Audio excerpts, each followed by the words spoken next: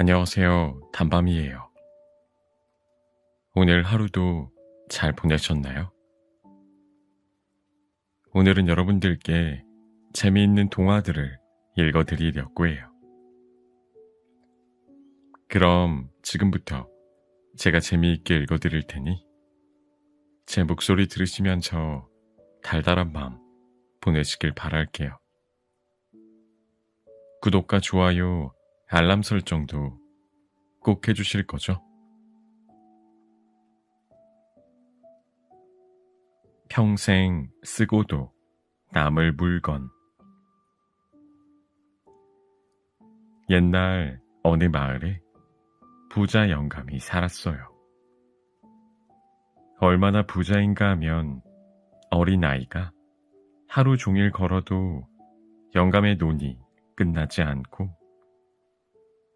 집에 돈이 너무 많아서 강아지 목에도 금줄을 채워놓을 정도였어요. 그런데 이 영감은 더 많은 돈을 벌고 싶어서 매일 돈을 더 벌 궁리만 했어요.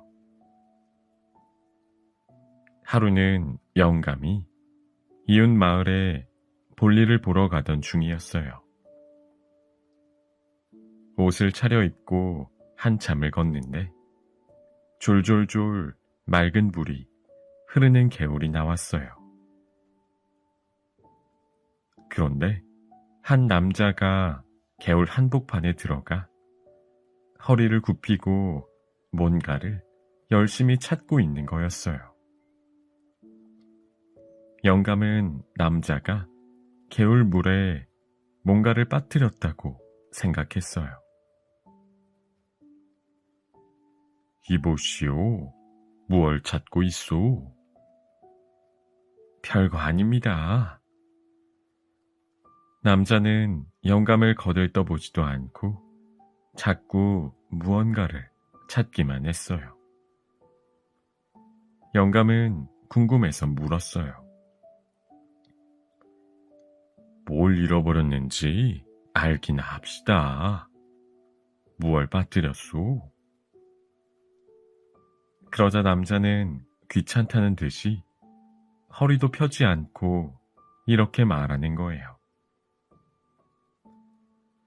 그 물건은 내가 평생 쓰고도 남을 물건이지요.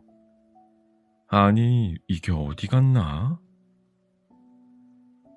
그 말을 들은 영감은 더욱 궁금해졌어요. 평생 쓰고도 남을 물건이라면 꽤 값이 나가는 걸 거야. 주먹만한 보석일까? 금덩이일지도 모르겠어. 이러고 있을 것이 아니라 내가 한번 찾아봐야겠다. 영감은 그 물건이 탐이 나서 신발을 벗고 개울 속에 첨벙첨벙 들어가 물속을 뒤지기 시작했어요. 나도 같이 찾아봅시다. 그렇게 귀한 물건을 잃어버렸다는데 내가 모른 체 하고 지나가서는 안 되지요. 영감은 팔을 걷어붙이고 열심히 개울물 속을 뒤졌어요. 남자보다 자기가 먼저 발견하면 슬쩍 가져가려고 했지요. 그런데 아무리 눈을 씻고 찾아봐도 아무것도 보이지 않았어요. 바로 그때 남자가 허리를 펴며 무언가를 집어 올렸어요. 아, 이게 여기 있었군. 하하. 영감이 눈이 휘둥그레져서 쳐다보았어요. 남자가 찾은 것은 그냥 붓 한 자루였어요. 아니, 겨우 그 붓이 평생 쓰고도 남을 물건이란 말이오? 그렇습니다. 이걸 가지고 평생 글을 써도 닳지 않을 테니 평생 쓰고도 남을 물건이지요. 영감은 나그네에게 속았다고 생각하니 몹시 화가 났어요. 아니, 이 사람이 누굴 놀리는 게요? 진작 봇을 잃어버렸다고 하지. 왜 그렇게 요상한 말을 해서 나까지 이 고생을 한 거요? 그러자 남자가 껄껄 웃으며 말했어요. 아니, 누가 당신더러 같이 찾아달라고 한 적이 있어.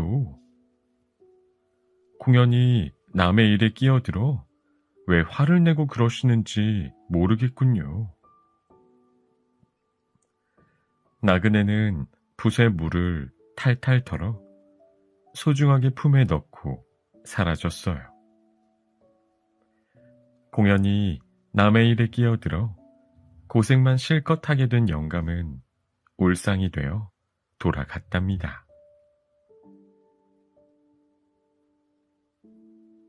완두콩 공주. 옛날 어느 나라에 용감하고 멋진 왕자가 살고 있었어요. 왕자는 진짜 공주를 찾아 궁궐을 나섰어요. 온 세상을 돌아다니며 진짜 공주를 찾아보았지요. 이웃 나라의 공주는 보석과 화려한 드레스에만 정신이 팔려 책 읽는 것을 아주 싫어했어요. 산 너머 나라의 공주는 화가 나면 소리를 지르며 무엇이든 집어 던졌지요. 강 건너 나라의 공주는 남의 말은 듣지도 않고 늘 자기의 이야기만 늘어놓지 뭐예요. 왕자는 진짜 공주를 어디에서도 만날 수가 없었어요. 왕자의 어머니는 지혜로운 왕비였어요. 우리 왕자에게 어울리는 좋은 신부감을 찾아야 할 텐데. 왕비는 곰곰이 생각을 했어요. 어떻게 하면 진짜 공주를 찾을 수 있을까? 백성들을 세심하게 살필 수 있는 공주를 꼭 만나야 할 텐데. 생각에 잠겨 정원을 걷고 있던 왕비에게 갑자기 좋은 생각이 떠올랐어요. 다음날 아침 왕비는 신하들을 불러 명령했어요. 이제부터 온 세상의 공주를 모두 초대할 것이다. 어서 가서 완두콩 100개를 찾아오너라. 왕비는 이웃나라 공주들을 모두 궁전으로 초대했어요. 세상의 공주란 공주는 모두 모였지요. 왕비는 큰 잔치를 베풀고 공주들을 환영했어요. 우리나라에 오신 것을 환영합니다. 자, 따뜻한 잠자리가 준비되어 있으니 편히 쉬고 내일 아침에 만납시다. 그런데 공주들의 침대에는 비밀이 하나 있었답니다. 침대 바닥에 땡글땡글한 완두콩 하나를 놓고 그 위에 두툼한 솜이불 20장을 깔은 것이지요. 밤이 깊어지자 공주들은 모두 잠자리에 들었어요. 다음날 아침 날이 밝자마자 왕비는 공주들에게 물었어요. 어때요? 어젯밤에는 잘 잤나요? 불편한 데는 없었나요? 네, 아주 잘 잤어요. 저도 덕분에 잘 잤어요. 아주 편안했어요. 저도요. 왕비는 공주들의 대답을 들을 때마다 크게 실망했어요. 진짜 공주가 아니군. 진짜 공주라면 맨 아래 깔린 완두콩 때문에 잠을 잘 못 잤을 테니까요. 며칠 뒤 번쩍번쩍 우르릉 쾅쾅 천둥번개가 치며 비가 쏟아졌어요. 하늘이 뚫린 것처럼 많은 비가 내렸지요. 바로 그때 궁전의 문을 누군가가 두드렸어요. 쿵쿵쿵. 문 밖에는 비에 쫄딱 젖은 한 아가씨가 서 있었어요. 지나가던 공주인데 길을 잃었어요. 하룻밤 묵어갈 수 있을까요? 왕비는 그 아가씨를 궁전으로 들어오게 해서 맛있는 음식과 따뜻한 물을 주었어요. 맨 밑에 땡글땡글한 완두콩이 깔려있는 특별한 침대도 주었지요. 잠옷으로 갈아입은 아가씨는 왠지 모르게 우아하고 품이 있어 보였어요. 다음날 아침이 되었어요. 잠은 잘 잤나요? 네, 안녕히 주무셨어요. 부드러운 미소를 짓는 공주를 보고 왕비는 속으로 생각했어요. 역시 이번에도 진짜 공주가 아니군. 그런데 사실 침대가 불편해서 잠을 잘 수가 없었어요. 침대에 뭔가 딱딱한 것이 있는지 자꾸 베기지 뭐해요. 온 몸에 멍까지 들었어요. 왕비는 눈이 커다래졌어요. 오, 당신이야말로 진짜 공주로군요. 작은 완두콩 한 알도 섬세하게 느낄 수 있는 공주야말로 백성들의 작은 목소리에도 세심히 귀를 기울일 줄 아는 진짜 공주인 것이지요. 비에 젖어 초라한 모습이 되어도 자신이 공주라고 당당하게 말할 수 있는 용기를 가진 진짜 공주 말이에요. 진짜 공주는 남의 말을 귀담아 들을 줄 알며 지혜로운 말을 할 줄도 알았어요. 책 읽기도 좋아하고 부지런한 진짜 공주는 왕자님과 결혼해서 행복하게 오래오래 살았답니다. 냄새 맡은 갑. 옛날 어느 마을에 마음 착한 가난뱅이 농부와 욕심 많은 부잣집 영감이 살았어요. 농부는 가난했지만 마음씨가 착하고 정이 많아서 늘 사람들을 도와주었지요. 오두막집에 사는 박씨네가 엊그제 아기를 낳았는데 먹을 쌀이 다 떨어졌다는군요. 저런, 아기를 낳은 산모가 잘 먹어야 하는데 우린 아직 며칠 먹을 양식이 있으니 박씨네 좀 나눠줍시다. 농부네 부부는 남을 돕고 나눠주기를 좋아해서 늘 이웃과 화목하게 지내며 웃음이 끊이질 않았어요. 반면 부잣집 영감은 욕심 부리는 데는 따라갈 사람이 없고 심술이 고약했어요. 동네 아이들이 담 밖으로 나온 감을 구경하고 있으면 예끼, 이 녀석들아, 저리 가라, 내 감 닳는다. 영감은 고래고래 소리를 지르며 아이들을 쫓아냈어요.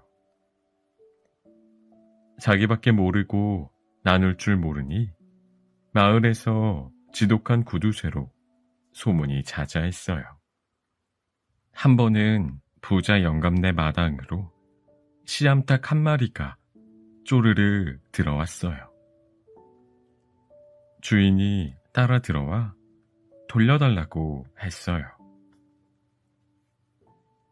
어림없는 소리, 이 닭은 이제 내 닭일세.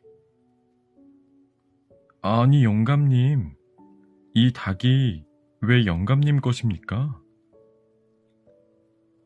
우리 집에 들어와 모이를 먹었으니 이제부터 내 닭이지. 냉큼 돌아가지요. 부자 영감은 가진 것이 많아도 어떻게 하면 남의 것을 빼앗을까만 궁리했어요. 하루는 농부가 하루 종일 밭에서 일을 하고 집으로 돌아가는 길이었어요.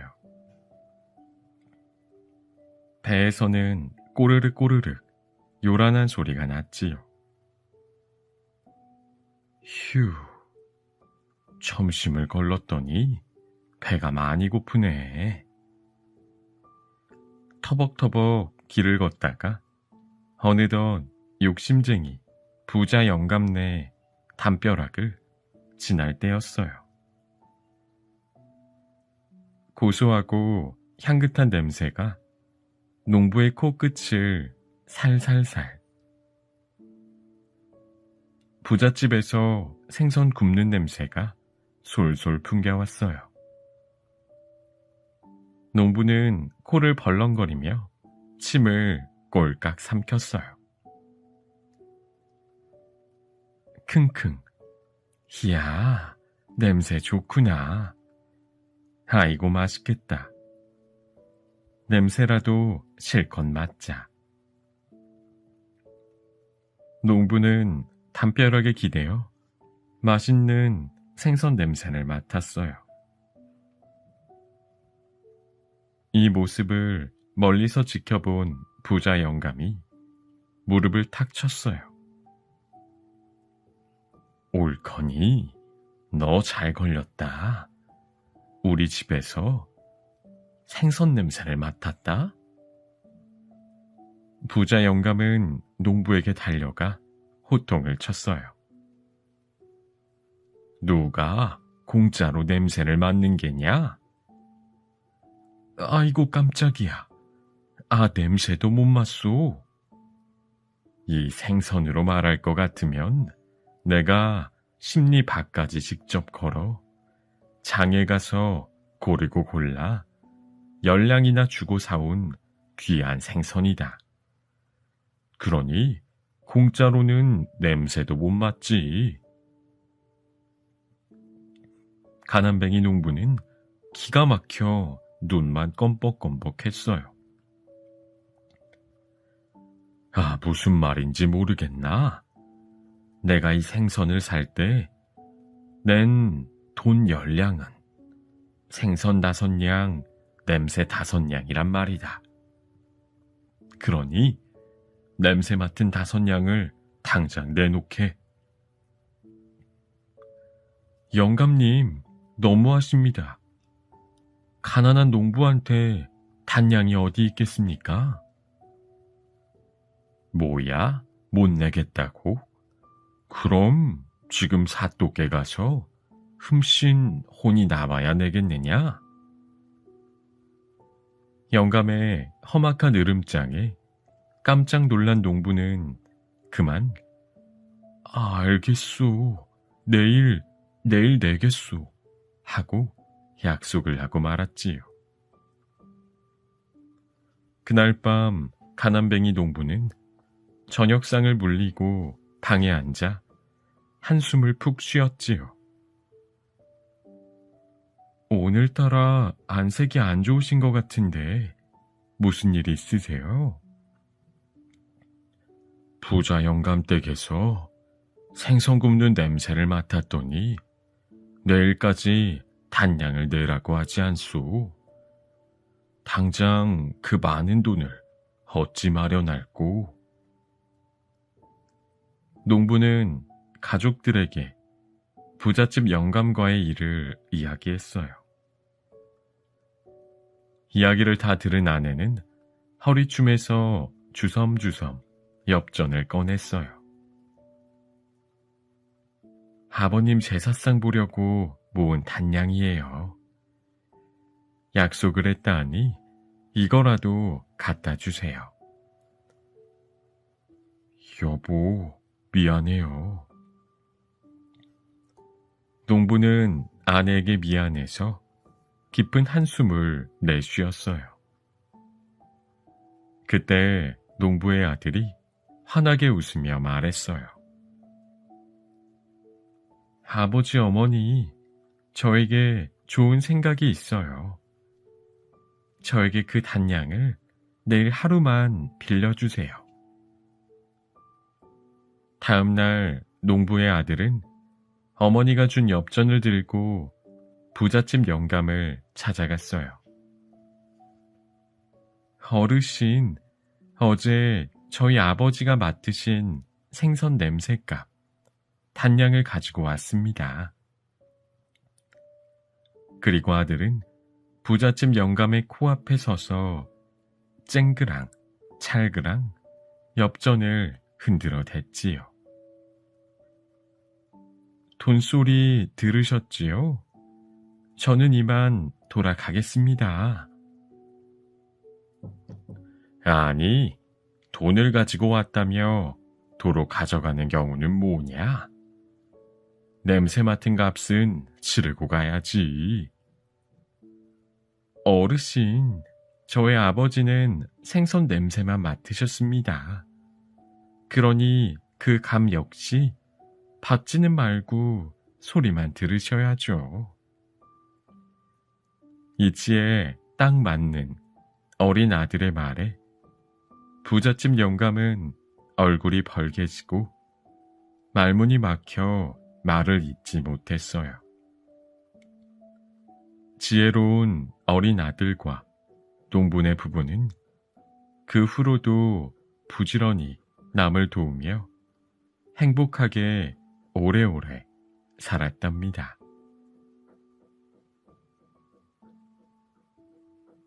배고프니 먹고 보자. 옛날에 사냥을 아주 좋아하는 부자 영감이 살았어요. 이 집에는 수봉이라는 머슴 총각이 살았지요. 흰눈이 펄펄 내려 눈이 발목까지 쌓인 어느 날이었어요. 눈이 쌓이면 짐승의 발자국을 찾기가 쉬워 사냥하기에 좋은 날이지요. 주인 영감은 머슴을 데리고 사냥을 나갔어요. 그런데 그날따라 짐승이 전혀 잡히지 않았어요. 산짐승들은 코빼기도 안 보이고 한나절 넘게 땀을 흘리며 돌아다녀서 잡은 것이라고는 꿩 한 마리뿐이었어요. 숲속에서 날이 어두워졌어요. 둘은 점심을 못 먹어 몹시 배가 고팠지요. 주인 영감이 머슴에게 말했어요. 안 되겠다. 이 꿩이라도 구워 먹자꾸나. 수봉아, 불을 피워서 꿩을 구워라. 예, 나으리, 잠시만 기다리십시오. 수봉이는 나뭇가지를 주워와 불을 지폈어요. 그리고 꿩을 불 위에 올려놓고 빙글빙글 돌리며 굽기 시작했어요. 꿩 익는 냄새가 코끝을 간지리자 주인 영감은 더 배가 고파졌어요. 냄새가 아주 기가 막히는구만. 그런데 요 조그만 꿩을 둘이 나눠 먹으면 간에 기별도 안 가겠소. 주인 영감은 어떻게 하면 혼자서 꿩을 다 먹을 수 있을까 궁리를 했어요. 옳거니 저놈이 무식해서 글을 모르니 글짓기 내기를 하자고 해야겠다. 이긴 사람이 다 먹는 걸로 해야지. 흐흐. 주인 영감은 머슴에게 말했어요. 수봉아, 오랜만에 산에 오니 기분이 좋구나. 우리 산속에 온 기분을 노래하는 시를 한 수씩 지어보는 게 어떠냐? 저야 무식해서 글을 알기나 하나요. 저는 못해요. 글을 몰라도 그저 흥이 나는 대로 읊으면 그것이 시가 되느니라. 그런데 이왕이면 더 재미있게 놀아보자꾸나. 글을 먼저 짓는 사람이 꿩고기를 다 먹기로 내기를 하자. 예? 아, 예. 머슴은 속으로 나는 꿩고기를 먹기는 틀렸구나 하고 생각했어요. 수봉이가 눈을 꿈뻑꿈뻑하고 있으니 주인 영감이 이렇게 제안을 했어요. 그럼 내가 먼저 운을 떼볼까? 오늘은 고자가 좋겠다. 고자를 4번 넣어서 글을 한번 지어보자꾸나. 주인은 시를 짓는 척 눈을 지그시 감고 있는데 머슴이 갑자기 모닥불 위에 얹은 꿩고기를 획 짚더니 다리를 뚝 떼어 한 입 베어 먹었어요. 그러고는 이러는 거예요. 익었고 설었고 배고프니 먹고 보자. 아니 이놈아, 이게 무슨 짓이냐? 수봉이는 꿩고기를 맛있게 먹으면서 능청을 떨었어요. 무슨 짓이라니요? 누구든지 글을 먼저 지은 사람이 고기를 먹기로 하지 않았습니까? 저는 글을 다 지었다고요. 내가 무슨 글을 지었다고 그러느냐? 얼굴이 울그락 푸르락하는 주인 영감에게 수봉이는 보기 좋게 한 방을 날렸어요. 나으리도 참, 아까 제가 글 외우는 걸 못 들으셨습니까? 익었고 설었고 배고프니 먹고 보자. 틀림없이 고자를 4번 써서 글을 지었는데요. 냠냠, 꿩고기 한번 만나다. 주인은 그 말을 듣고 말문이 막혀버렸어요. 수봉이 말이 맞았거든요. 주인이 부러운 듯이 군침만 꿀떡꿀떡 삼키고 있었더니 수봉이는 남은 꿩고기를 뚝 떼어 주인 영감에게 내밀었어요. 이거 드십시오. 이것도 다 제 것이지만 어르신과 같이 먹어야 더 맛있는 거 아니겠습니까? 하하. 고맙다. 머슴을 골탕 먹이고 자기 혼자 꿩고기를 먹으려고 못된 꾀를 부렸던 주인은 머슴 앞에서 망신만 톡톡히 당했대요.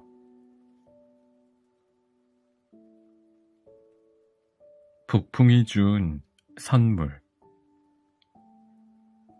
작은 마을 오두막집에 한 소년이 엄마와 단둘이 살고 있었어요.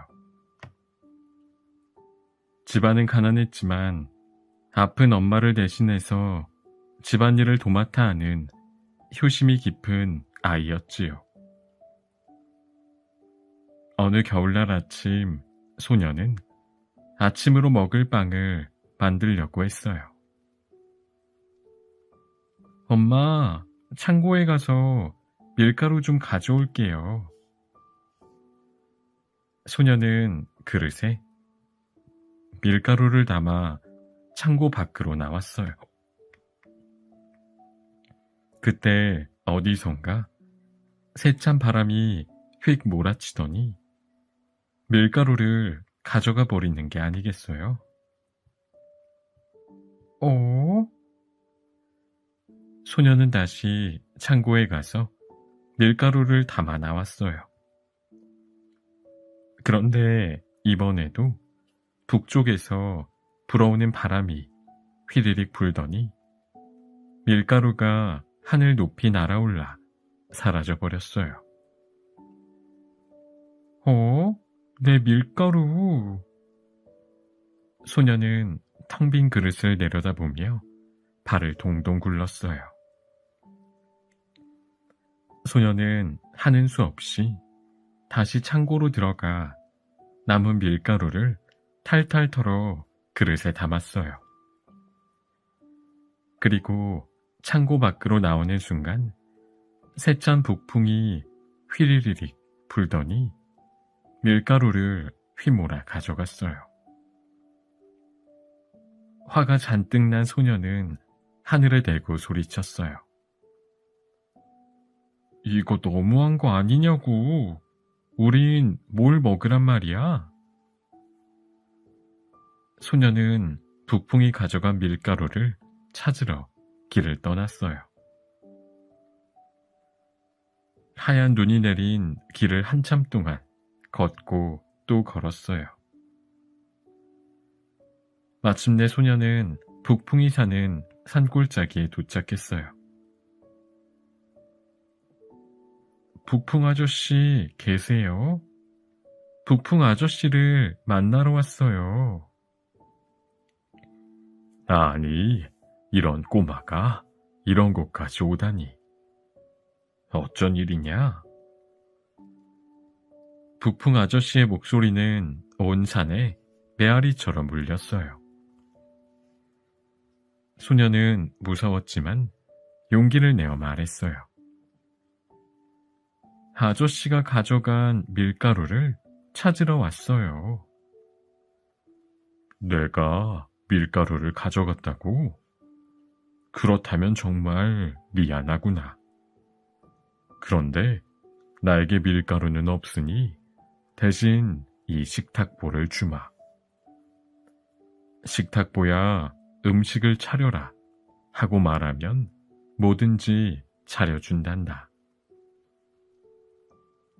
소녀는 식탁보를 받아들고 집으로 가던 길에 해가 저물어 어둑어둑해졌어요. 오늘은 이 여관에서 하룻밤 자고 가야겠다.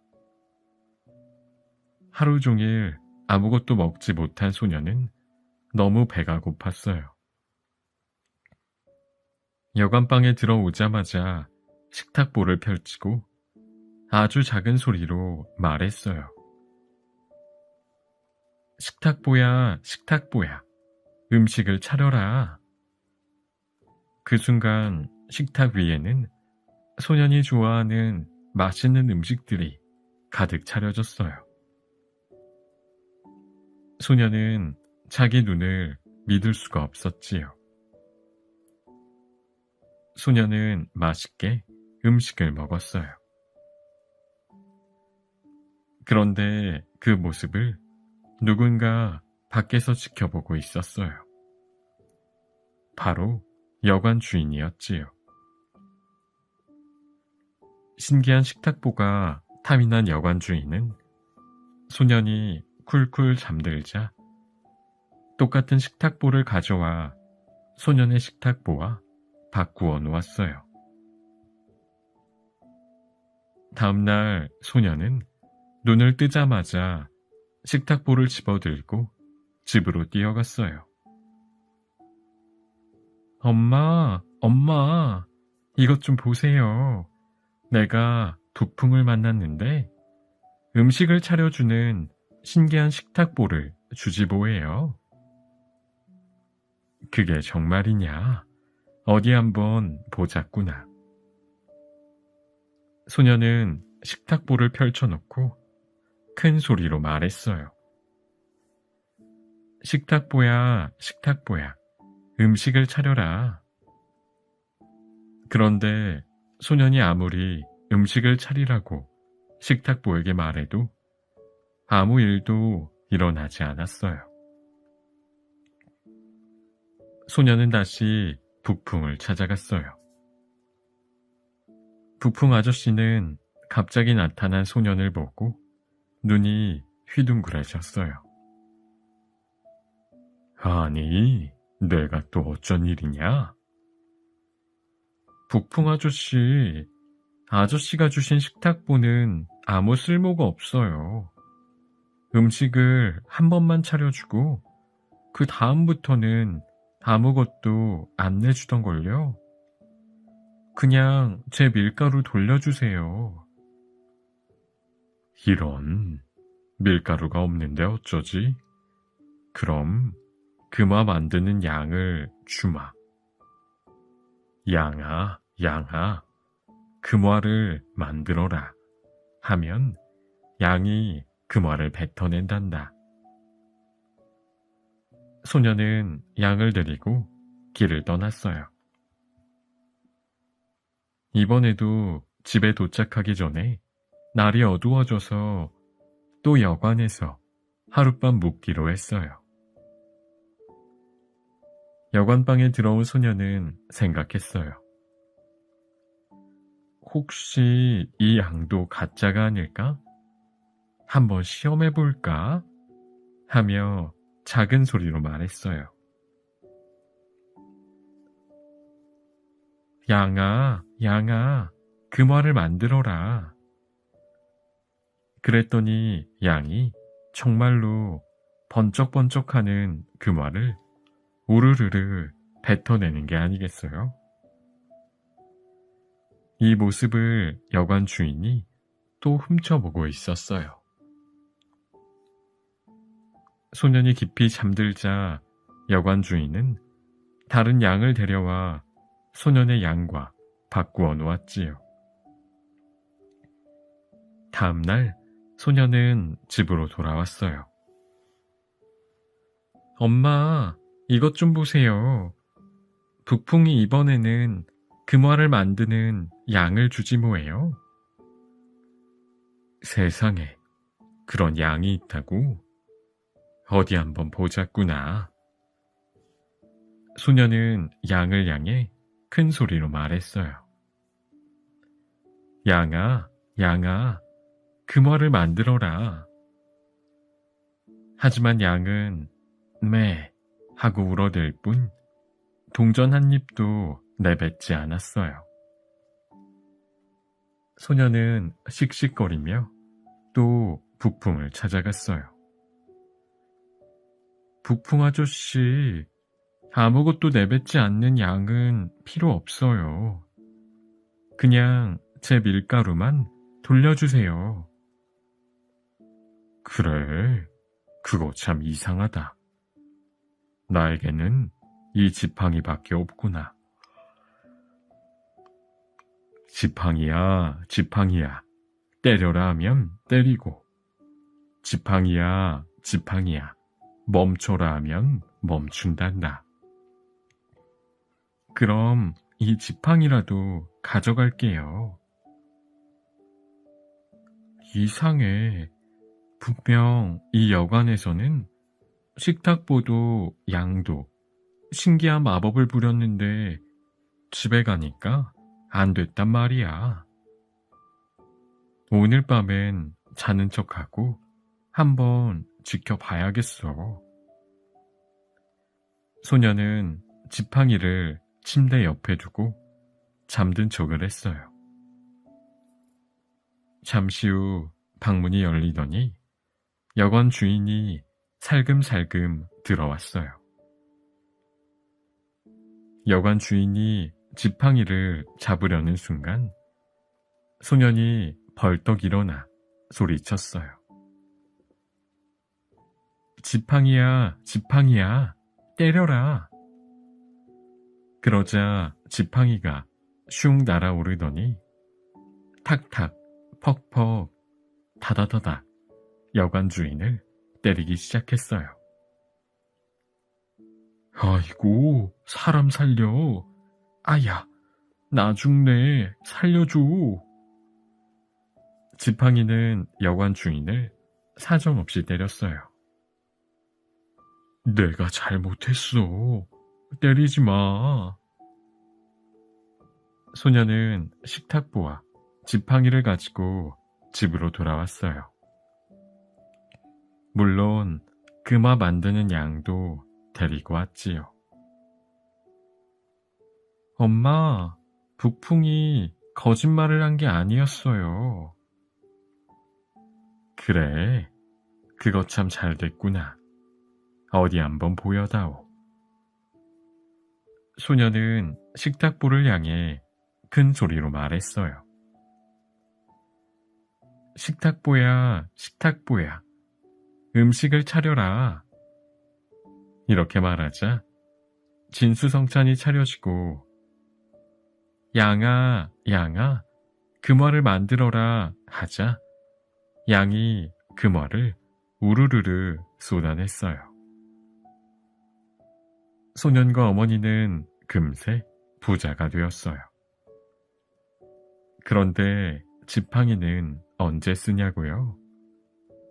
지팡이는 가끔 빨랫줄에 널어놓은 이불을 탁탁 털 때만 썼대요. 지팡이야, 지팡이야, 때려라.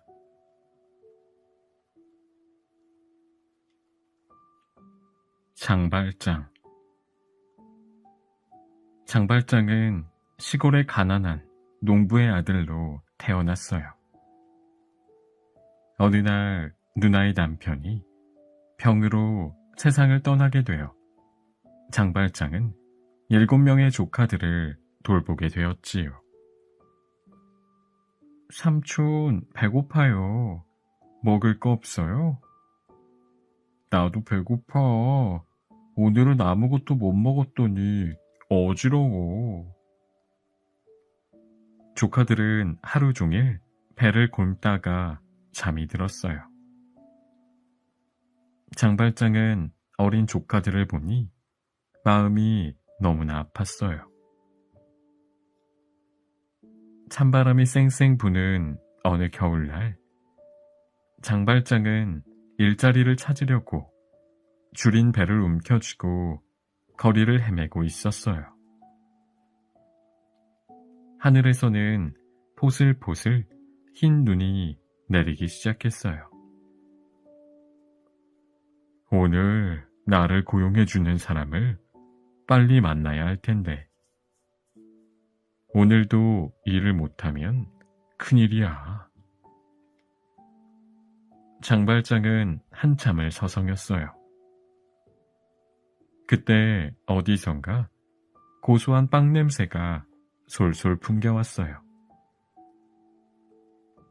빵집 진열장에는 이제 갓 구워낸 맛있는 빵들이 손님을 기다리고 있었어요. 달콤한 크림빵, 바삭하고 촉촉한 바게트빵, 먹음직한 크로와상까지 수많은 종류의 빵들이 있었어요. 저 빵 하나만 있어도 조카들이 배고프진 않을 텐데. 장발장이 슬쩍 안을 들여다보니 빵집 주인은 다른 손님들을 응대하느라 매우 바빴어요. 장발장은 얼른 빵 하나를 훔쳐 옷 안에 감추고 후다다닥 뛰었지요. 에이, 도둑이야. 도둑 잡아라. 저기 도둑이 있다. 장발장은 있는 힘을 다해 도망쳤어요. 그러나 장발장은 곧 붙잡히고 말았어요. 장발장은 꽁꽁 묶인 채 경찰서로 끌려가게 되었지요. 장발장은 빵을 훔친 죄로 5년 동안 감옥에서 감옥살이를 하게 되었어요. 감옥에 있는 동안 장발장은 배가 고파 울고 있을 조카들 생각이 간절했어요. 감옥에서 지낸 지 4년째 되던 어느 날, 장발장은 탈옥을 하다가 잡혔어요. 그래서 3년을 더 형무소에 있어야 했지요. 장발장은 그 뒤로도 3번이나 더 탈옥을 시도하다가 붙잡혔어요. 결국 장발장은 19년 동안 감옥에 갇혀 지내야 했어요. 바람이 몹시 불던 어느 날, 장발장은 드디어 감옥에서 풀려났어요. 장발장이 살던 고향으로 돌아오자 모든 것이 그대로였어요. 달라진 것은 장발장을 바라보는 사람들의 시선이었어요. 저 사람 오늘 감옥에서 나왔대요. 아이고 세상에, 저쪽 길로 돌아갑시다. 사람들은 장발장을 보며 수군대며 피하기까지 했어요. 장발장은 여관에서 하룻밤 묵어가기로 했어요. 빈방이 있습니까? 아니, 이 사람은 장발장 아니야? 우리 집엔 빈방 없어요. 딴 데 가서 알아보세요. 다른 여관을 가봐도 마찬가지였어요. 아무도 방을 내어주지 않았지요.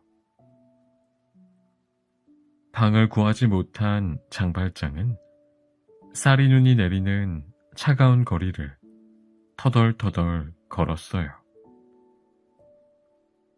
한참을 걷다가 장발장은 미리엘 신부님을 찾아갔어요. 신부님, 제발 하룻밤만 재워주십시오. 이거 정말 오랜만이군. 그동안 잘 지냈나? 19년 동안 감옥에서 지내다 나왔더니 여관에서는 방을 내주지 않고 식당에서는 저에게 음식도 팔지 않는군요. 제발 부탁입니다. 오늘 하룻밤만 좀 신세를 져도 될까요, 신부님? 물론입니다. 오늘 밤 우리 집에서 지내십시다. 마리엘 신부님은 장발장을 따뜻하게 맞아주었지요. 신부님은 은 촛대에 초를 꽂아 불을 켜고 은 그릇에 맛있는 음식을 가득 담아 식탁을 차렸지요. 은 그릇은 귀한 손님에게만 내놓는 값진 그릇이지요. 장발장은 신부님의 따뜻한 오이에 눈이 휘둥그레졌어요. 배를 굶주렸던 장발장은 먹음직스러운 음식을 보자 기뻐하며 허겁지겁 먹었지요. 배불리 먹고 난 장발장은 다시 얼굴이 어두워졌어요. 먹을 것이 없어 굶고 있을 조카들이 생각나서 마음이 아팠기 때문이에요. 맛있게 드셨습니까? 피곤할 텐데 푹 주무세요. 네, 신부님, 감사합니다. 장발장은 저녁을 먹고 잠자리에 들었어요. 잠을 청해보지만 아무리 자려고 해도 도무지 잠이 오지 않았어요. 저녁 식사 때 본 값진 은그릇이 자꾸 생각나는 거예요. 은그릇을 팔면 19년 동안 감옥에서 일해서 번 돈보다 더 많은 돈을 손에 넣을 수 있어. 그 돈만 있다면 더 이상 조카들이 굶지 않아도 될 텐데. 하지만 장발장은 친절하게 도와준 신부님을 배신할 수 없었어요. 아니야. 이렇게 고마운 분께 그럴 수는 없어. 장발장은 밤새 고민하며 잠을 이루지 못했지요. 그러나 다음날 새벽 장발장은 결국 은그릇을 훔쳐서 몰래 달아났어요. 하지만 곧 경찰에 잡혀서 신부님 집에 도로 끌려왔지요. 무슨 일이십니까?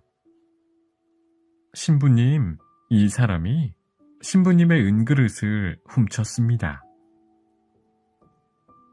그러자 신부님은 고개를 설레설레 저으며 대답했어요.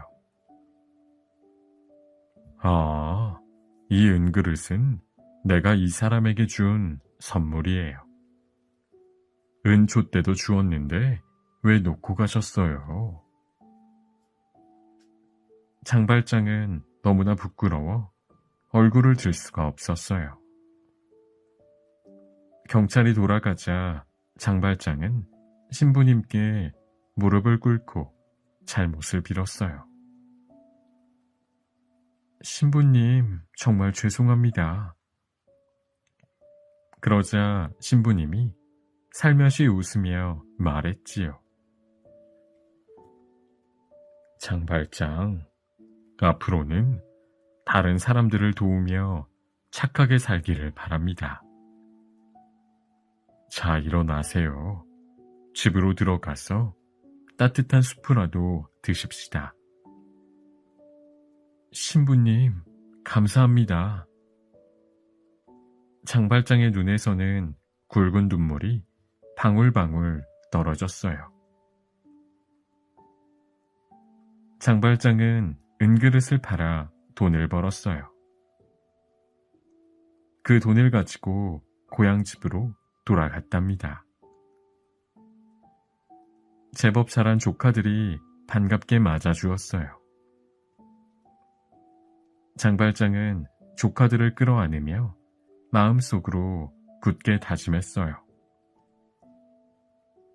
그래, 신부님께 받은 것처럼 다른 사람에게 베풀며 살자. 장발장은 평생토록 신부님의 말을 잊지 않았어요. 열심히 살면서 어려운 이웃을 도왔지요. 돈이 없어서 굶는 아이들에게 빵과 고기를 사다 주고 외로운 사람들을 돌봐주었어요.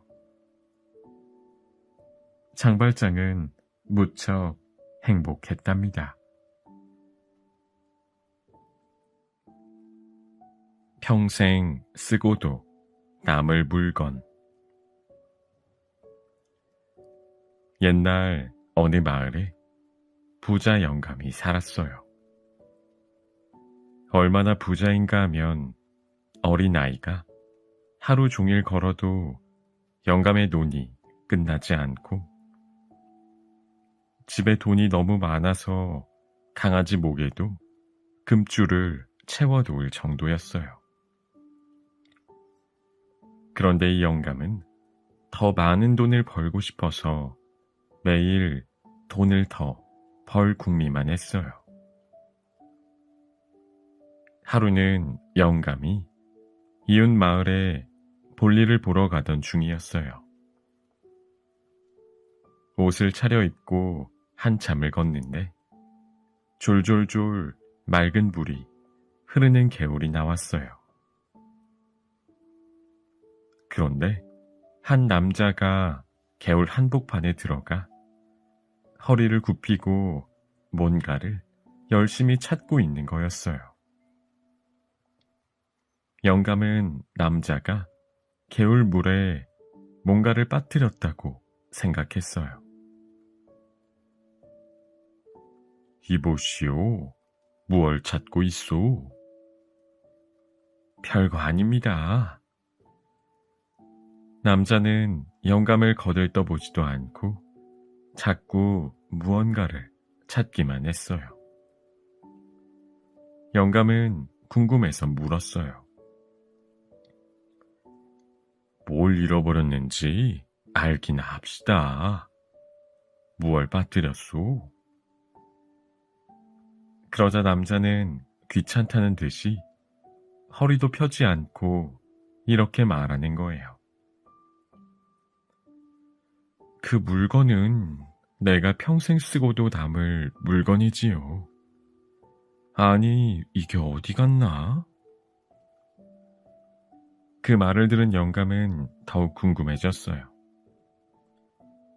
평생 쓰고도 남을 물건이라면 꽤 값이 나가는 걸 거야. 주먹만한 보석일까? 금덩이일지도 모르겠어. 이러고 있을 것이 아니라 내가 한번 찾아봐야겠다. 영감은 그 물건이 탐이 나서 신발을 벗고 개울 속에 첨벙첨벙 들어가 물속을 뒤지기 시작했어요. 나도 같이 찾아봅시다. 그렇게 귀한 물건을 잃어버렸다는데 내가 모른 채 하고 지나가서는 안 되지요. 영감은 팔을 걷어붙이고 열심히 개울물 속을 뒤졌어요. 남자보다 자기가 먼저 발견하면 슬쩍 가져가려고 했지요. 그런데 아무리 눈을 씻고 찾아봐도 아무것도 보이지 않았어요. 바로 그때 남자가 허리를 펴며 무언가를 집어 올렸어요. 아, 이게 여기 있었군. 하하. 영감이 눈이 휘둥그레져서 쳐다보았어요. 남자가 찾은 것은 그냥 붓 한 자루였어요. 아니, 겨우 그 붓이 평생 쓰고도 남을 물건이란 말이오? 그렇습니다. 이걸 가지고 평생 글을 써도 닳지 않을 테니 평생 쓰고도 남을 물건이지요. 영감은 나그네에게 속았다고 생각하니 몹시 화가 났어요. 아니, 이 사람이 누굴 놀리는 게요? 진작 붓을 잃어버렸다고 하지. 왜 그렇게 요상한 말을 해서 나까지 이 고생을 한 거요? 그러자 남자가 껄껄 웃으며 말했어요. 아니, 누가 당신더러 같이 찾아달라고 한 적이 있어. 공연히 남의 일에 끼어들어 왜 화를 내고 그러시는지 모르겠군요. 나그네는 붓에 물을 탈탈 털어 소중하게 품에 넣고 사라졌어요. 공연히 남의 일에 끼어들어 고생만 실컷 하게 된 영감은 울상이 되어 돌아갔답니다.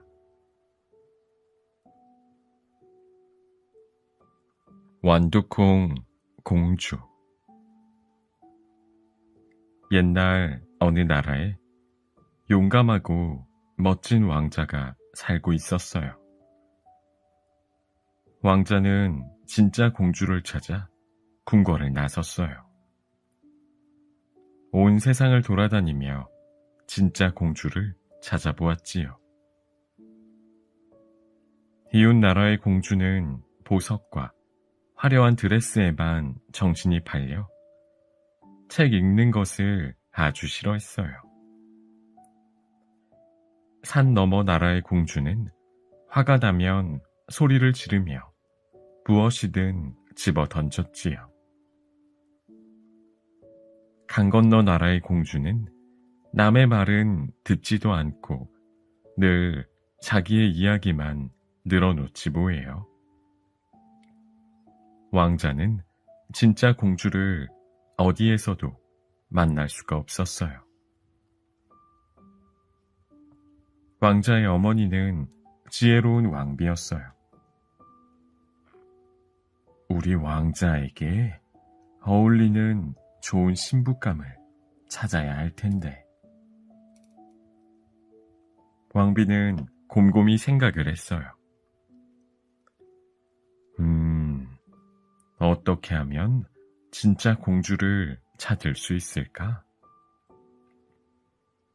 백성들을 세심하게 살필 수 있는 공주를 꼭 만나야 할 텐데. 생각에 잠겨 정원을 걷고 있던 왕비에게 갑자기 좋은 생각이 떠올랐어요. 다음날 아침 왕비는 신하들을 불러 명령했어요. 이제부터 온 세상의 공주를 모두 초대할 것이다. 어서 가서 완두콩 100개를 찾아오너라. 왕비는 이웃나라 공주들을 모두 궁전으로 초대했어요. 세상의 공주란 공주는 모두 모였지요. 왕비는 큰 잔치를 베풀고 공주들을 환영했어요. 우리나라에 오신 것을 환영합니다. 자, 따뜻한 잠자리가 준비되어 있으니 편히 쉬고 내일 아침에 만납시다. 그런데 공주들의 침대에는 비밀이 하나 있었답니다. 침대 바닥에 땡글땡글한 완두콩 하나를 놓고 그 위에 두툼한 솜이불 20장을 깔은 것이지요. 밤이 깊어지자 공주들은 모두 잠자리에 들었어요. 다음날 아침 날이 밝자마자 왕비는 공주들에게 물었어요. 어때요? 어젯밤에는 잘 잤나요? 불편한 데는 없었나요? 네, 아주 잘 잤어요. 저도 덕분에 잘 잤어요. 아주 편안했어요. 저도요. 왕비는 공주들의 대답을 들을 때마다 크게 실망했어요. 진짜 공주가 아니군. 진짜 공주라면 맨 아래 깔린 완두콩 때문에 잠을 잘 못 잤을 테니까요. 며칠 뒤 번쩍번쩍 우르릉 쾅쾅 천둥번개가 치며 비가 쏟아졌어요. 하늘이 뚫린 것처럼 많은 비가 내렸지요. 바로 그때 궁전의 문을 누군가가 두드렸어요. 쿵쿵쿵. 문 밖에는 비에 쫄딱 젖은 한 아가씨가 서 있었어요. 지나가던 공주인데 길을 잃었어요. 하룻밤 묵어갈 수 있을까요? 왕비는 그 아가씨를 궁전으로 들어오게 해서 맛있는 음식과 따뜻한 물을 주었어요. 맨 밑에 땡글땡글한 완두콩이 깔려있는 특별한 침대도 주었지요. 잠옷으로 갈아입은 아가씨는 왠지 모르게 우아하고 품이 있어 보였어요. 다음날 아침이 되었어요. 잠은 잘 잤나요? 네, 안녕히 주무셨어요? 부드러운 미소를 짓는 공주를 보고 왕비는 속으로 생각했어요. 역시 이번에도 진짜 공주가 아니군. 그런데 사실 침대가 불편해서 잠을 잘 수가 없었어요. 침대에 뭔가 딱딱한 것이 있는지 자꾸 베기지 뭐예요? 온 몸에 멍까지 들었어요. 왕비는 눈이 커다래졌어요. 오, 당신이야말로 진짜 공주로군요. 작은 완두콩 한 알도 섬세하게 느낄 수 있는 공주야말로 백성들의 작은 목소리에도 세심히 귀를 기울일 줄 아는 진짜 공주인 것이지요. 비에 젖어 초라한 모습이 되어도 자신이 공주라고 당당하게 말할 수 있는 용기를 가진 진짜 공주 말이에요. 진짜 공주는 남의 말을 귀담아 들을 줄 알며 지혜로운 말을 할 줄도 알았어요. 책 읽기도 좋아하고 부지런한 진짜 공주는 왕자님과 결혼해서 행복하게 오래오래 살았답니다. 냄새 맡은 갑. 옛날 어느 마을에 마음 착한 가난뱅이 농부와 욕심 많은 부잣집 영감이 살았어요. 농부는 가난했지만 마음씨가 착하고 정이 많아서 늘 사람들을 도와주었지요. 오두막집에 사는 박씨네가 엊그제 아기를 낳았는데 먹을 쌀이 다 떨어졌다는군요. 저런, 아기를 낳은 산모가 잘 먹어야 하는데 우린 아직 며칠 먹을 양식이 있으니 박씨네 좀 나눠줍시다. 농부네 부부는 남을 돕고 나눠주기를 좋아해서 늘 이웃과 화목하게 지내며 웃음이 끊이질 않았어요. 반면 부잣집 영감은 욕심 부리는 데는 따라갈 사람이 없고 심술이 고약했어요. 동네 아이들이 담 밖으로 나온 감을 구경하고 있으면 예끼, 이 녀석들아, 저리 가라, 내 감 닳는다. 영감은 고래고래 소리를 지르며 아이들을 쫓아냈어요.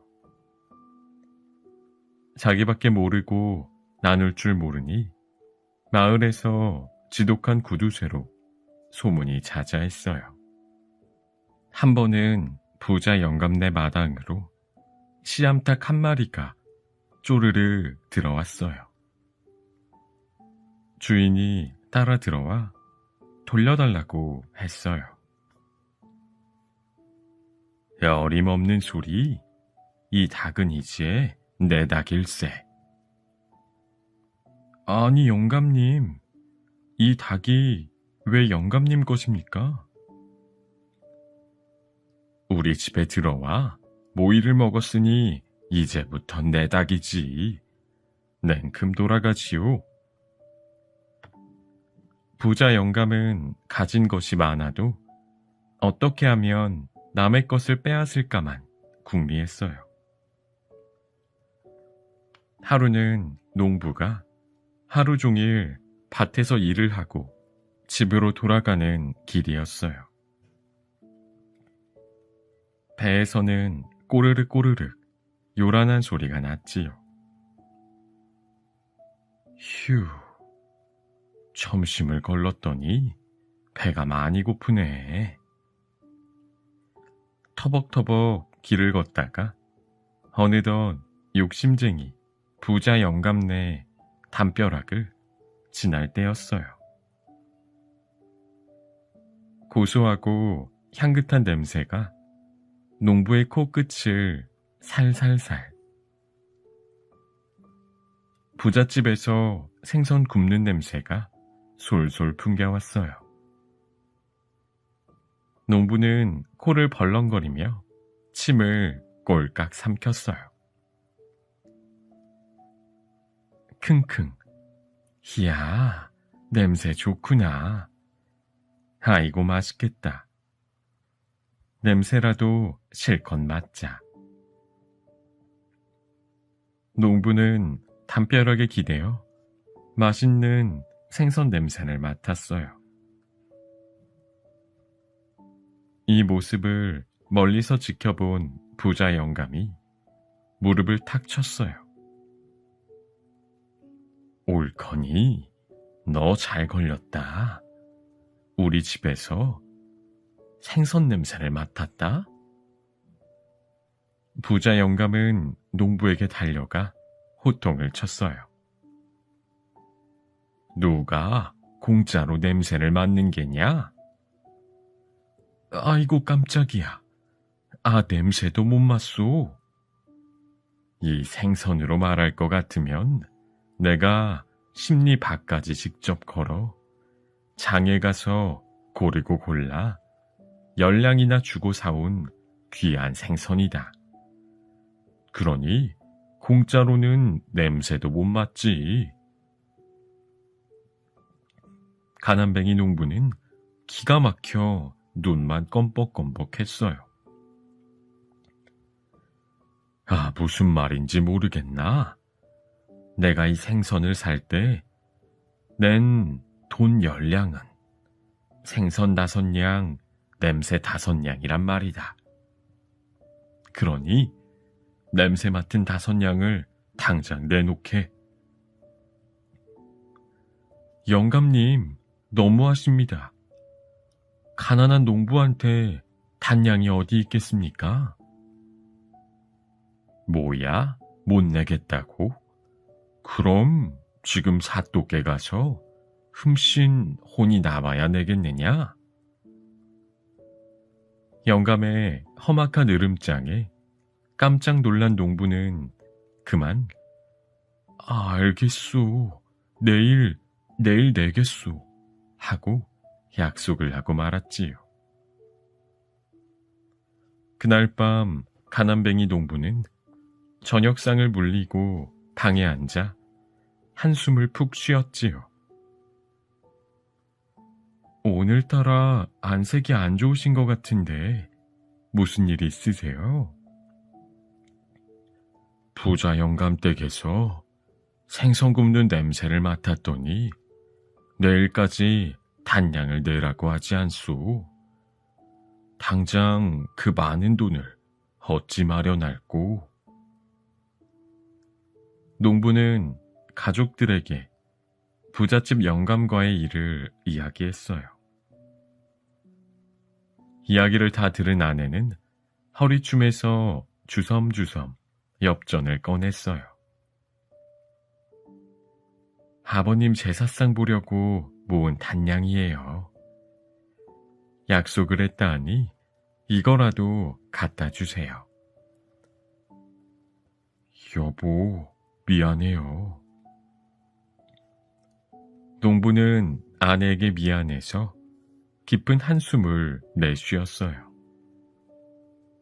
그때 농부의 아들이 환하게 웃으며 말했어요. 아버지 어머니, 저에게 좋은 생각이 있어요. 저에게 그 단량을 내일 하루만 빌려주세요.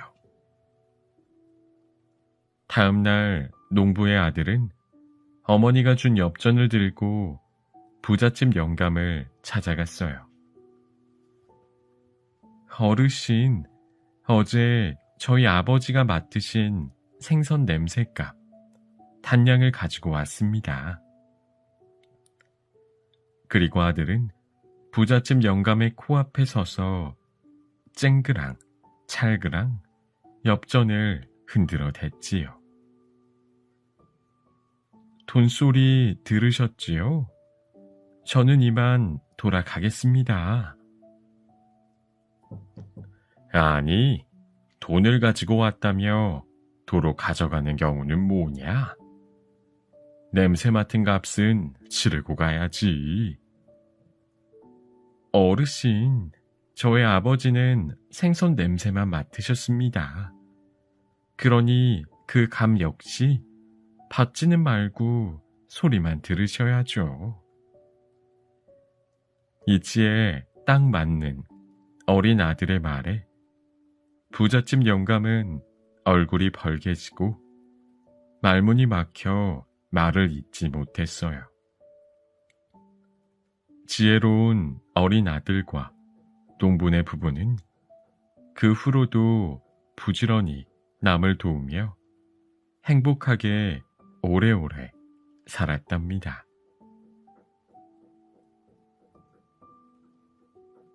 배고프니 먹고 보자. 옛날에 사냥을 아주 좋아하는 부자 영감이 살았어요. 이 집에는 수봉이라는 머슴 총각이 살았지요. 흰눈이 펄펄 내려 눈이 발목까지 쌓인 어느 날이었어요. 눈이 쌓이면 짐승의 발자국을 찾기가 쉬워 사냥하기에 좋은 날이지요. 주인 영감은 머슴을 데리고 사냥을 나갔어요. 그런데 그날따라 짐승이 전혀 잡히지 않았어요. 산짐승들은 코빼기도 안 보이고 한나절 넘게 땀을 흘리며 돌아다녀서 잡은 것이라고는 꿩 한 마리뿐이었어요. 숲속에서 날이 어두워졌어요. 둘은 점심을 못 먹어 몹시 배가 고팠지요. 주인 영감이 머슴에게 말했어요. 안 되겠다. 이 꿩이라도 구워 먹자꾸나. 수봉아, 불을 피워서 꿩을 구워라. 예, 나으리, 잠시만 기다리십시오. 수봉이는 나뭇가지를 주워와 불을 지폈어요. 그리고 꿩을 불 위에 올려놓고 빙글빙글 돌리며 굽기 시작했어요. 꿩 익는 냄새가 코끝을 간지리자 주인 영감은 더 배가 고파졌어요. 냄새가 아주 기가 막히는구만. 그런데 요 조그만 꿩을 둘이 나눠 먹으면 간에 기별도 안 가겠소. 주인 영감은 어떻게 하면 혼자서 꿩을 다 먹을 수 있을까 궁리를 했어요. 옳거니 저놈이 무식해서 글을 모르니 글짓기 내기를 하자고 해야겠다. 이긴 사람이 다 먹는 걸로 해야지. 흐흐. 주인 영감은 머슴에게 말했어요. 수봉아, 오랜만에 산에 오니 기분이 좋구나. 우리 산속에 온 기분을 노래하는 시를 한 수씩 지어보는 게 어떠냐? 저야 무식해서 글을 알기나 하나요. 저는 못해요. 글을 몰라도 그저 흥이 나는 대로 읊으면 그것이 시가 되느니라. 그런데 이왕이면 더 재미있게 놀아보자꾸나.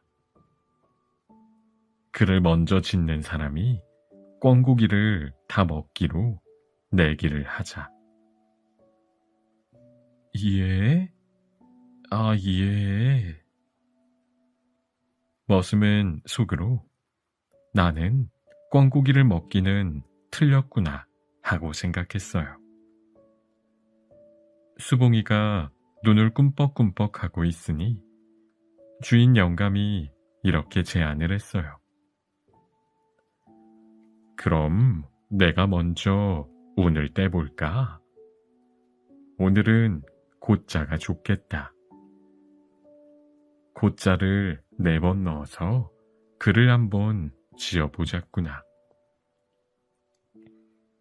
주인은 시를 짓는 척 눈을 지그시 감고 있는데 머슴이 갑자기 모닥불 위에 얹은 꿩고기를 획 짚더니 다리를 뚝 떼어 한 입 베어 먹었어요. 그러고는 이러는 거예요. 익었고 설었고 배고프니 먹고 보자. 아니 이놈아, 이게 무슨 짓이냐? 수봉이는 꿩고기를 맛있게 먹으면서 능청을 떨었어요. 무슨 짓이라니요? 누구든지 글을 먼저 지은 사람이 고기를 먹기로 하지 않았습니까? 저는 글을 다 지었다고요. 내가 무슨 글을 지었다고 그러느냐? 얼굴이 울그락 푸르락하는 주인 영감에게 수봉이는 보기 좋게 한 방을 날렸어요. 나으리도 참, 아까 제가 글 외우는 걸 못 들으셨습니까? 익었고 설었고 배고프니 먹고 보자. 틀림없이 고자를 4번 써서 글을 지었는데요. 냠냠, 꿩고기 한번 만나다. 주인은 그 말을 듣고 말문이 막혀버렸어요. 수봉이 말이 맞았거든요. 주인이 부러운 듯이 군침만 꿀떡꿀떡 삼키고 있었더니 수봉이는 남은 꿩고기를 뚝 떼어 주인 영감에게 내밀었어요. 이거 드십시오. 이것도 다 제 것이지만 어르신과 같이 먹어야 더 맛있는 거 아니겠습니까? 하하. 고맙다. 머슴을 골탕 먹이고 자기 혼자 꿩고기를 먹으려고 못된 꾀를 부렸던 주인은 머슴 앞에서 망신만 톡톡히 당했대요.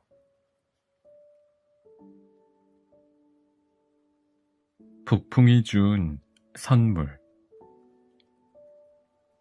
작은 마을 오두막집에 한 소년이 엄마와 단둘이 살고 있었어요. 집안은 가난했지만 아픈 엄마를 대신해서 집안일을 도맡아 하는 효심이 깊은 아이였지요. 어느 겨울날 아침, 소녀는 아침으로 먹을 빵을 만들려고 했어요. 엄마, 창고에 가서 밀가루 좀 가져올게요. 소녀는 그릇에 밀가루를 담아 창고 밖으로 나왔어요. 그때 어디선가 세찬 바람이 휙 몰아치더니 밀가루를 가져가 버리는 게 아니겠어요?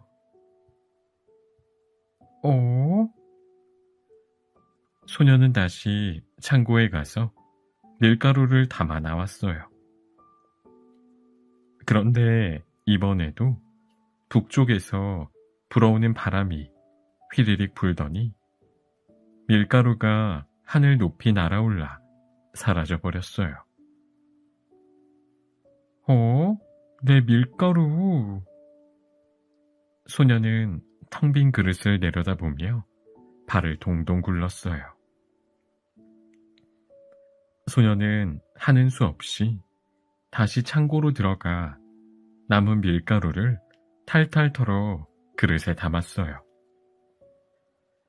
그리고 창고 밖으로 나오는 순간 세찬 북풍이 휘리리릭 불더니 밀가루를 휘몰아 가져갔어요.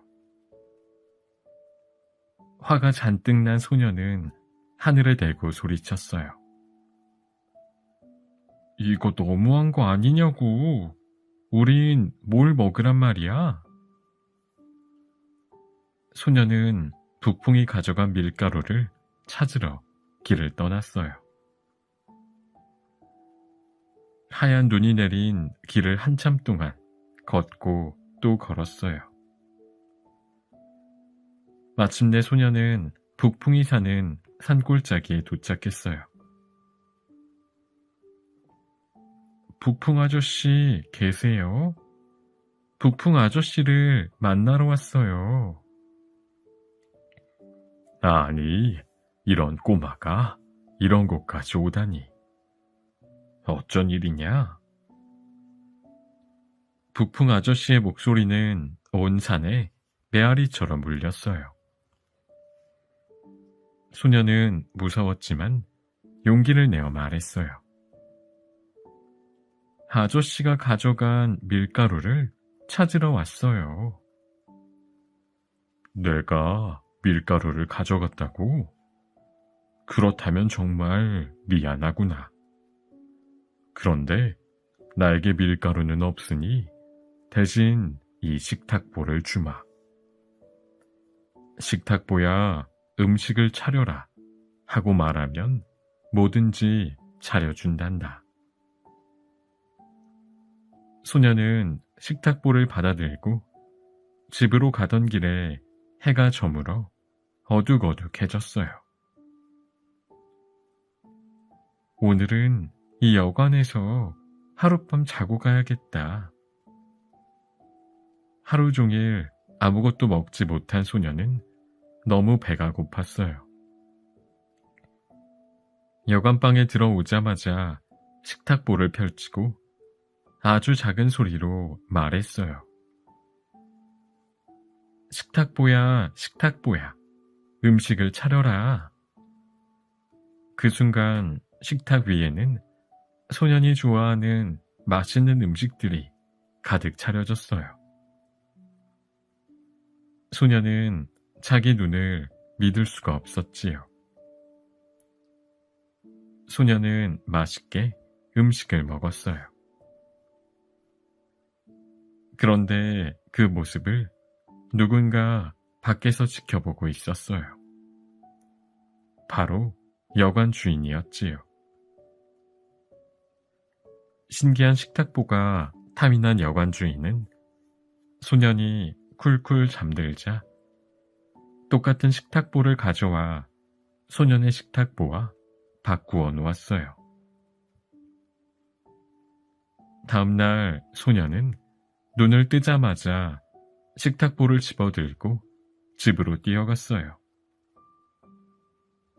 엄마, 엄마, 이것 좀 보세요.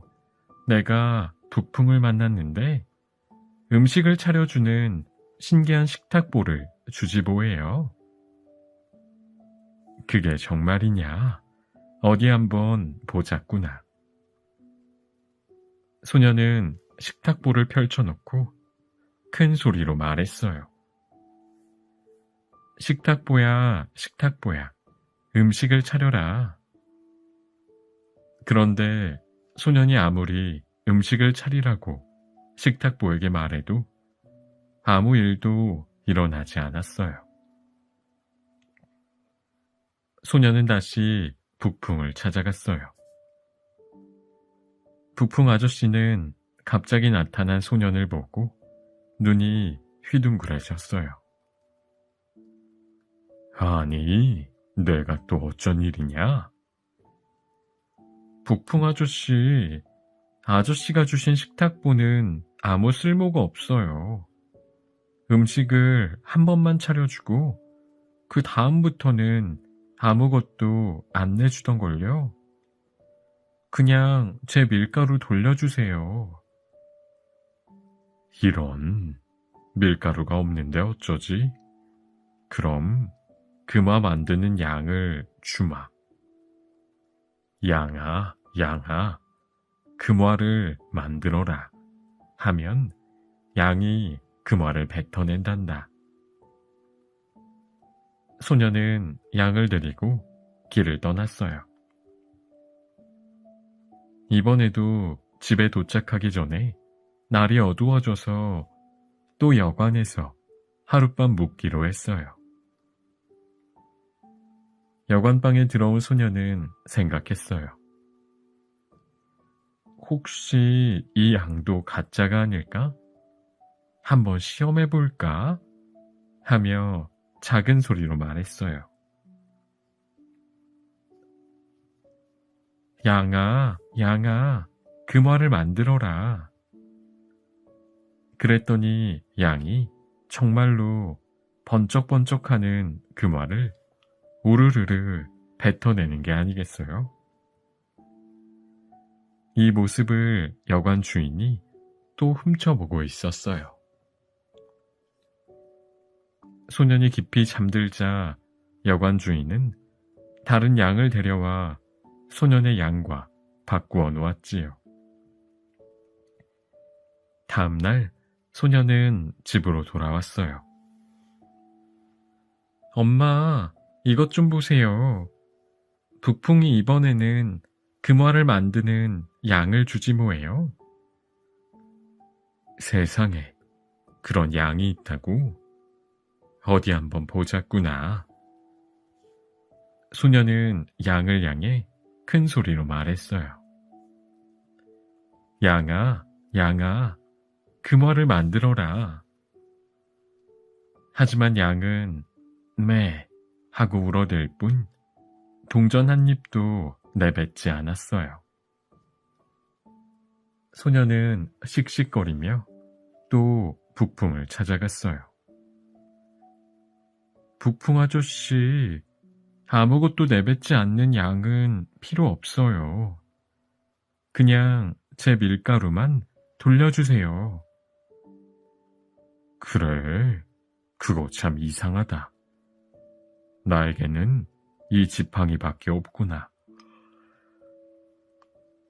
지팡이야, 지팡이야, 때려라 하면 때리고, 지팡이야, 지팡이야, 멈춰라 하면 멈춘단다. 그럼 이 지팡이라도 가져갈게요. 이상해. 분명 이 여관에서는 식탁보도 양도 신기한 마법을 부렸는데 집에 가니까 안 됐단 말이야. 오늘 밤엔 자는 척하고 한번 지켜봐야겠어.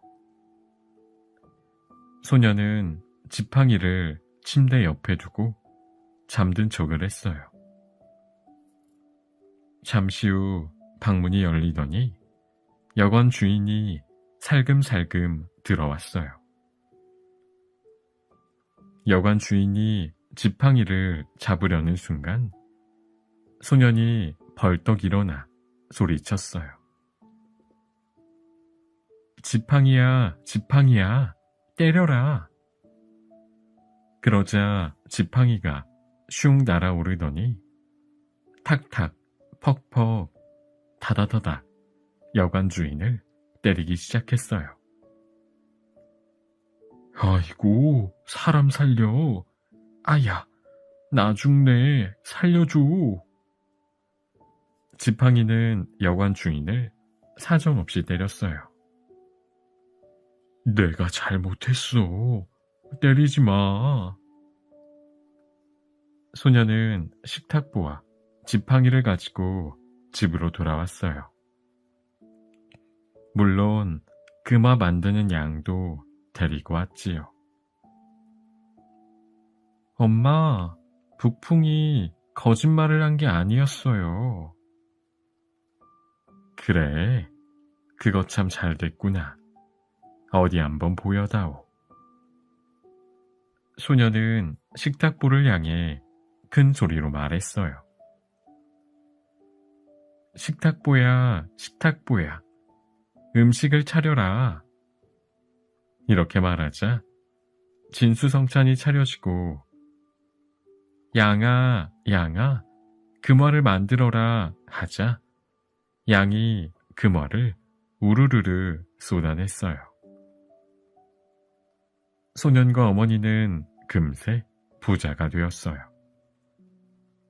그런데 지팡이는 언제 쓰냐고요? 지팡이는 가끔 빨랫줄에 널어놓은 이불을 탁탁 털 때만 썼대요. 지팡이야, 지팡이야, 때려라.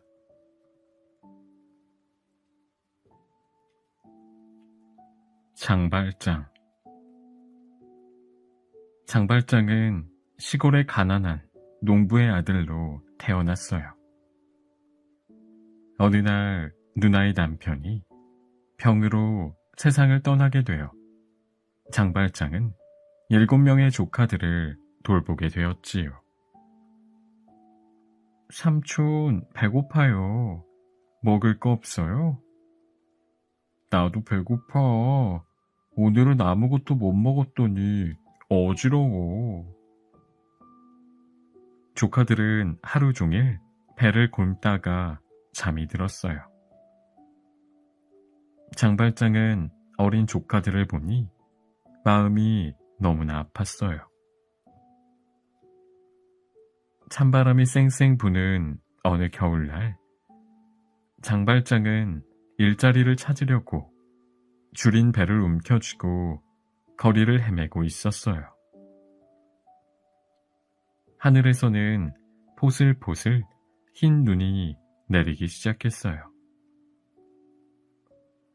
오늘 나를 고용해주는 사람을 빨리 만나야 할 텐데, 오늘도 일을 못하면 큰일이야. 장발장은 한참을 서성였어요.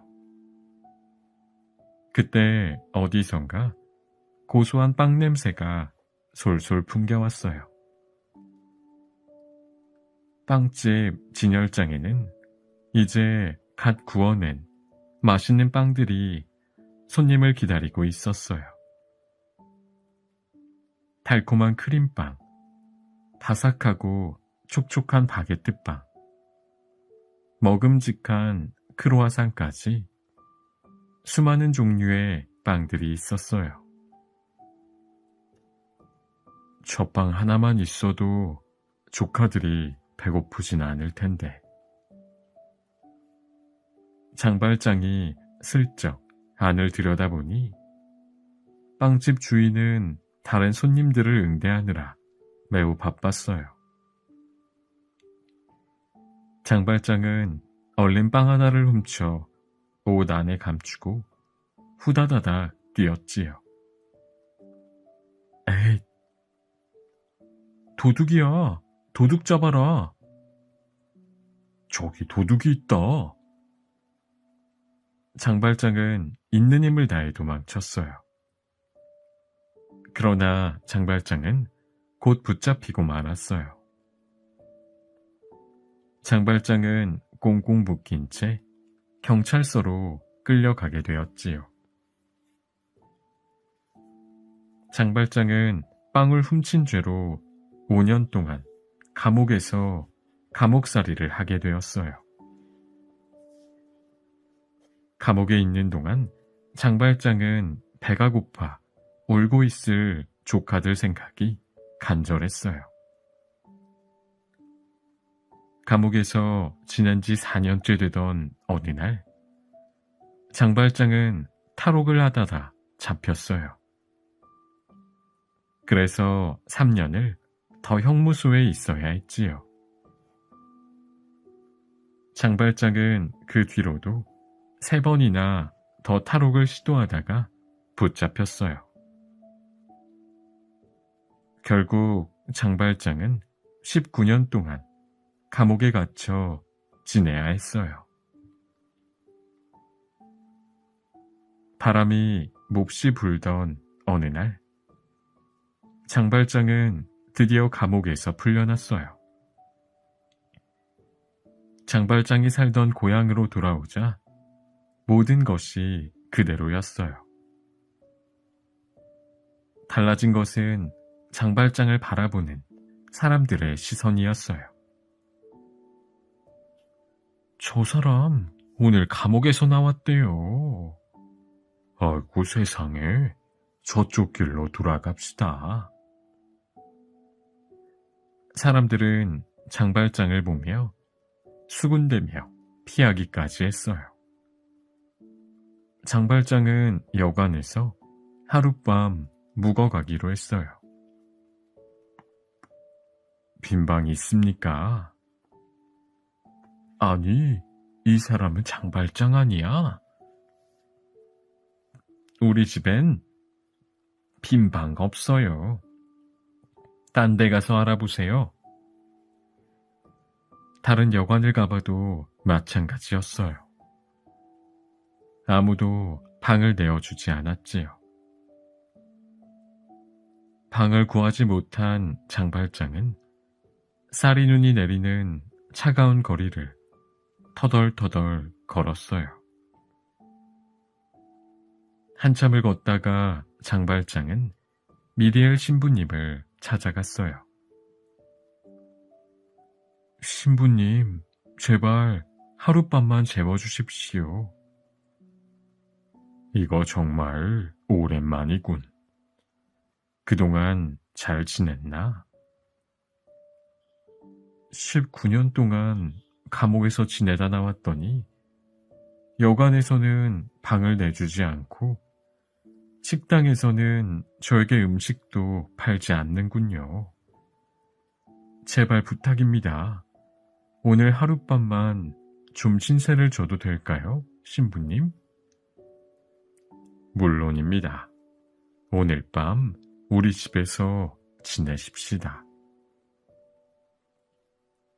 마리엘 신부님은 장발장을 따뜻하게 맞아주었지요. 신부님은 은 촛대에 초를 꽂아 불을 켜고 은 그릇에 맛있는 음식을 가득 담아 식탁을 차렸지요. 은 그릇은 귀한 손님에게만 내놓는 값진 그릇이지요. 장발장은 신부님의 따뜻한 오이에 눈이 휘둥그레졌어요. 배를 굶주렸던 장발장은 먹음직스러운 음식을 보자 기뻐하며 허겁지겁 먹었지요. 배불리 먹고 난 장발장은 다시 얼굴이 어두워졌어요. 먹을 것이 없어 굶고 있을 조카들이 생각나서 마음이 아팠기 때문이에요. 맛있게 드셨습니까? 피곤할 텐데 푹 주무세요. 네, 신부님, 감사합니다. 장발장은 저녁을 먹고 잠자리에 들었어요. 잠을 청해보지만 아무리 자려고 해도 도무지 잠이 오지 않았어요. 저녁 식사 때 본 값진 은그릇이 자꾸 생각나는 거예요. 은그릇을 팔면 19년 동안 감옥에서 일해서 번 돈보다 더 많은 돈을 손에 넣을 수 있어. 그 돈만 있다면 더 이상 조카들이 굶지 않아도 될 텐데. 하지만 장발장은 친절하게 도와준 신부님을 배신할 수 없었어요. 아니야. 이렇게 고마운 분께 그럴 수는 없어. 장발장은 밤새 고민하며 잠을 이루지 못했지요. 그러나 다음날 새벽 장발장은 결국 은그릇을 훔쳐서 몰래 달아났어요.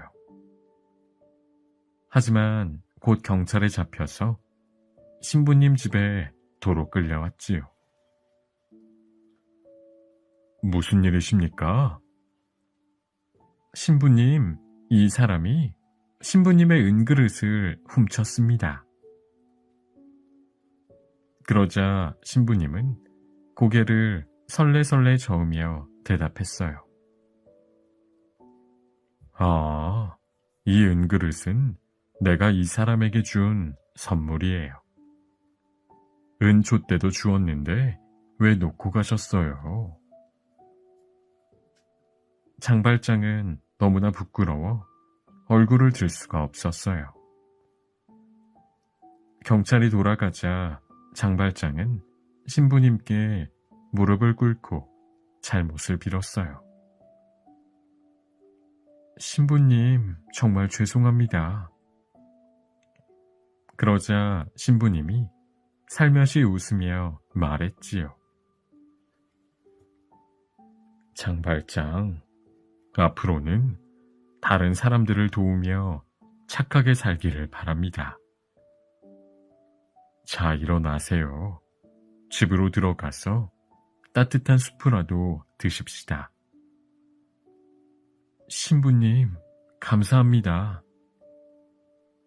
장발장의 눈에서는 굵은 눈물이 방울방울 떨어졌어요. 장발장은 은그릇을 팔아 돈을 벌었어요. 그 돈을 가지고 고향집으로 돌아갔답니다. 제법 자란 조카들이 반갑게 맞아주었어요. 장발장은 조카들을 끌어안으며 마음속으로 굳게 다짐했어요. 그래, 신부님께 받은 것처럼 다른 사람에게 베풀며 살자. 장발장은 평생토록 신부님의 말을 잊지 않았어요. 열심히 살면서 어려운 이웃을 도왔지요. 돈이 없어서 굶는 아이들에게 빵과 고기를 사다 주고 외로운 사람들을 돌봐주었어요. 장발장은 무척 행복했답니다.